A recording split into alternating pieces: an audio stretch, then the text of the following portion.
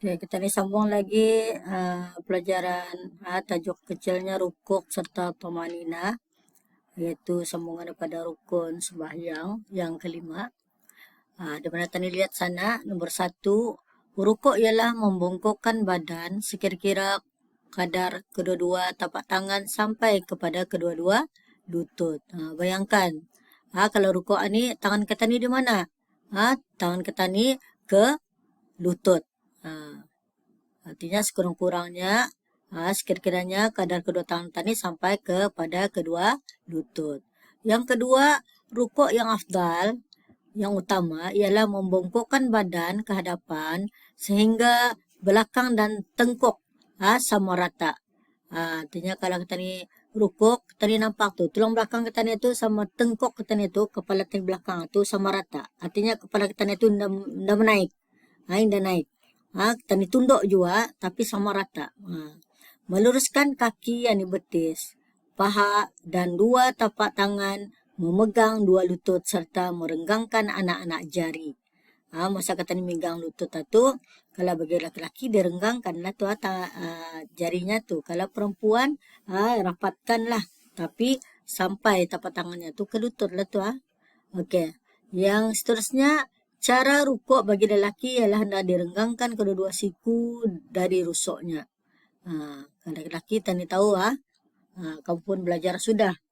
Kalau bagi cara rukuk bagi perempuan adalah merapatkan kedua-dua siku ke rusuknya. Artinya ditutup.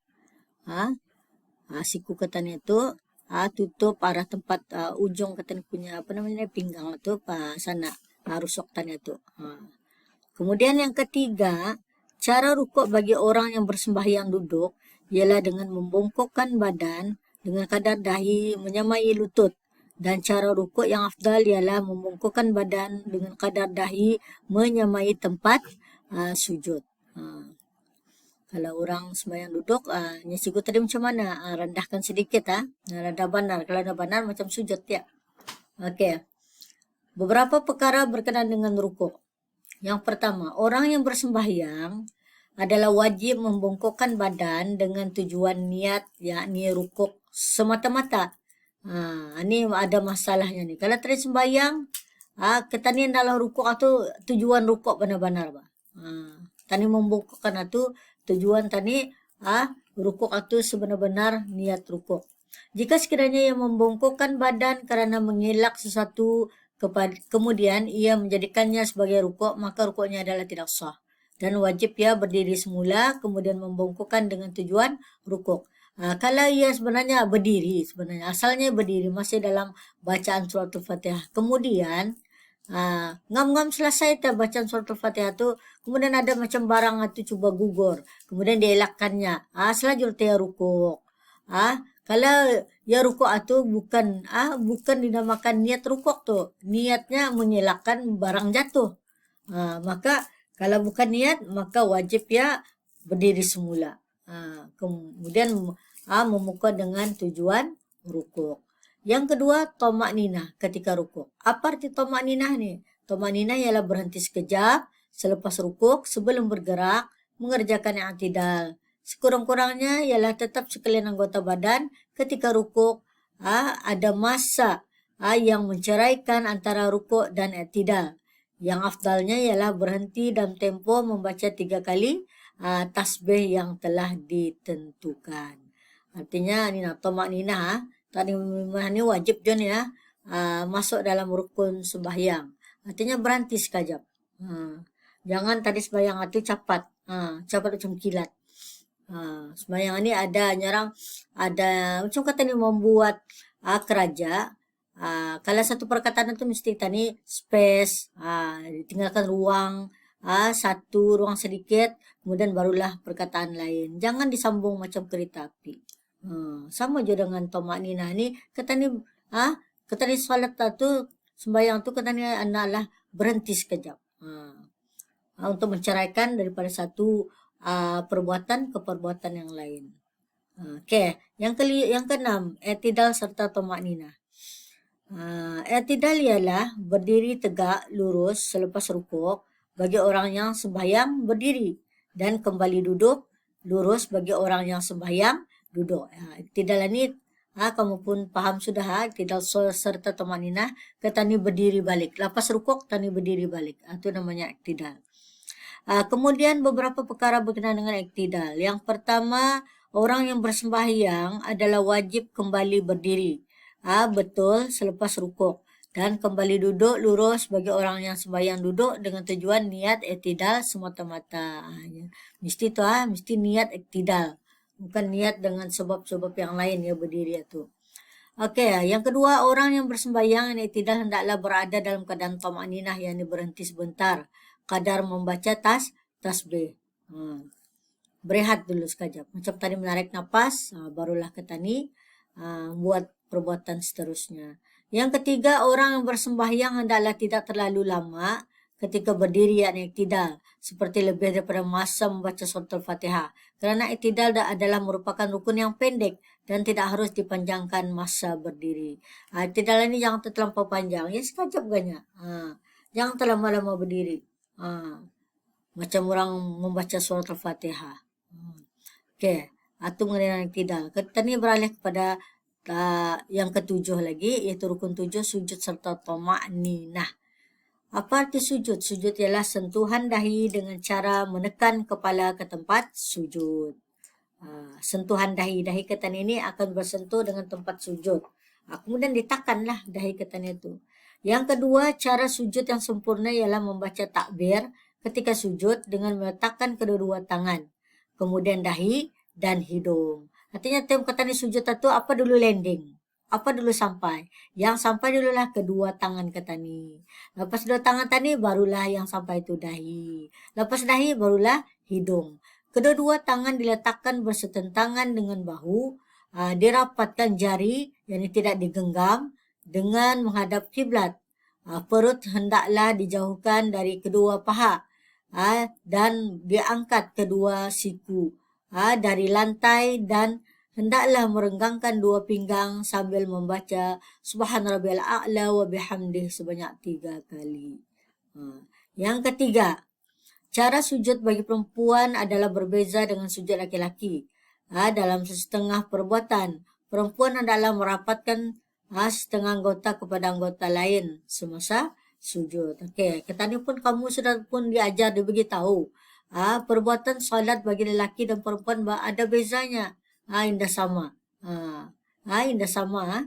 Okey, beberapa perkara berkenaan dengan sujud. Yang pertama, orang bersembahyang hendaklah meletakkan dahi ke tempat sujud dalam keadaan terbuka, iaitu tidak berlapik atau tidak bertutup dengan cara ditekan dahi ke lantai, yakni tempat sujud. Ingat dahi ketan itu tidak boleh ditutup dengan barang-barang lain, sama ada skap ke kain telkong kan, tidak boleh. Walaupun telkong tadi ini berkibar besar, kalau sudah tani sujud, jangan sampai telkong kamu itu jadi alas di atas dahi kamu itu, tidak boleh. Tidak boleh tu, faham? Okay. Kemudian yang kedua, sujud diwajibkan 2 kali pada tiap rakaat. Sujud ini 2 kali ada 1 kali ni. Yang ketiga, orang bersembahyang adalah wajib meninggikan punggungnya daripada kepala dan bahu ketika sujud, iaitu kadar yang termampu kerana mengikut perbuatan Rasulullah SAW.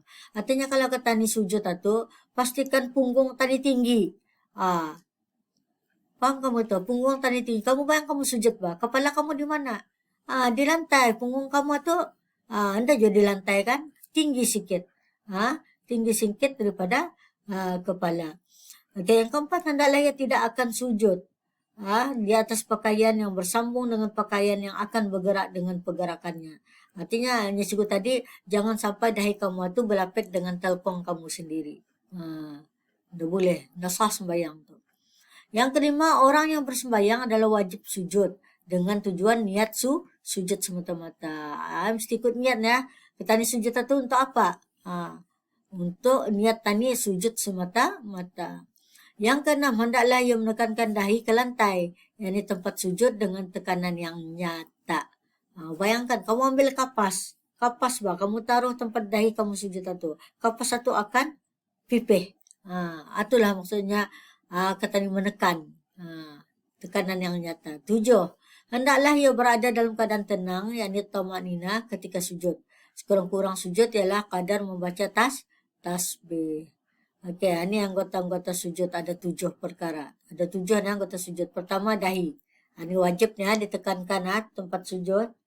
Yang kedua dan ketiga dua tapak tangan, yaitu perut tapak tangan dan perut anak-anak jari. Wajib ditekankan ke tempat sujud juga. Keempat dan kelima dua lutut, wajib ditekankan ke tempat sujud juga. Keenam dan ketujuh dua tapak kaki yang yaitu hujung anak jari kaki. Ini pun wajib ditetapkan ke tempat sujud. Artinya ada cikgu pernah melihat nih, anak-anak sholat tapi kakinya gantung-gantung. Dalam sujud bah. Bayangkan dalam sujud ini mesti semua menyacapkan ke lantai, ke tempat sujud itu. Tempat tinggal sembahyang itu. Ini indah kakinya gantung-gantung, terabang kakinya. Ini indah sah. Oke, itu cara-cara kita nih sujud. Oke. Yang ke-8 duduk di antara dua sujud serta tamaknina. Duduk di antara dua sujud adalah diwajibkan pada setiap rakaat. Beberapa perkara berkenaan dengan duduk antara dua sujud ialah orang yang bersembahyang adalah wajib duduk di antara dua sujud dengan tujuan niat duduk di antara dua sujud semata-mata. Itu yang utama tu. Yang kedua, hendaklah ia duduk dalam tempo yang tidak terlalu lama, iaitu tidak melebihi daripada masa sekurang-kurangnya tasyahud, yakni tahiyat. Kalau kata ni, namanya ni, duduk antara dua sujud ni, bacaan tu indah lama, macam bacaan tahiyat. Bacaan duduk antara dua sujud ni cuma pendek, mana panjang. Apa bacaannya? Ingati, apa bacaannya? Rabbi ighfirli warhamni wajburni warfa'ni warzuqni wahdini wa'afini wa'fu anni.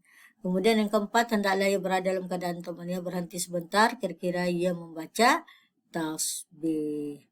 Itu Dan kesembilan, membaca tayat akhir. Orang bersembahyang adalah wajib membaca tayat akhir dengan sempurna. Seperti berikut. Ini bacaan tayat akhir. Bismillahirrahmanirrahim. At-tahiyatul mubarakatus salawatul tayyibatul lillah. Assalamualaikum ayuhan nabi wa rahmatullahi wa barakatuh. Assalamu alayna wa ala ibadillahis salihin. Asyhadu an la ilaha illallah wa asyhadu anna Muhammadar Rasulullah. Allahumma salli ala Muhammad. Itu tayat awal tu.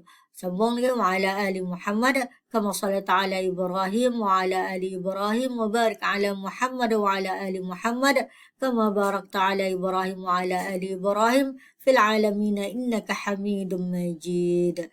Ini bacaan tayat akhir. Kemudian yang ke-10 duduk membaca tayat akhir. Orang sembahyang adalah wajib duduk ketika membaca tayat akhir, mengucap salawat ke atas Nabi dan memberi salam. Yang afdalnya duduk tawaruk. Duduk tawaruk ini duduk tayat akhir. Tawaruk artinya duduk tayat akhir, yaitu duduk sebelah punggung dengan menghulurkan kaki kiri ke bawah betis kaki kanan. Artinya kakinya tu indah didudukinya sampai tu. Kaki kanannya tu indah didudukinya. Kaki kiri saja duduki. Ya. Kemudian membaca selawat ke atas Nabi pada tayat akhir. Sekurang-kurang selawat yang dibaca ketika tayat akhir ialah Allahumma shalli ala Muhammad wa ala ali Muhammad. Pada tayat akhir sekurang-kurangnya. Seafdalnya ialah sampai Hamidum Majid. Allahumma shalli ala Muhammad wa ala ali Muhammad kama shallaita ala Ibrahim wa ala ali Ibrahim wa barik ala Muhammad wa ala ali Muhammad kama barakta ala Ibrahim wa ala ali Ibrahim fil alamin innaka Hamidum Majid. Ini ya, atau yang afdal terbaca bacaan tayat akhir. Dan yang ke-12 memberi salam. Orang bersembahyang wajib mengucapkan salam yang pertama ketika berpaling ke kanan. Sekurang-kurangnya salam itu ialah Assalamualaikum, dan yang afdalnya Assalamualaikum warahmatullah.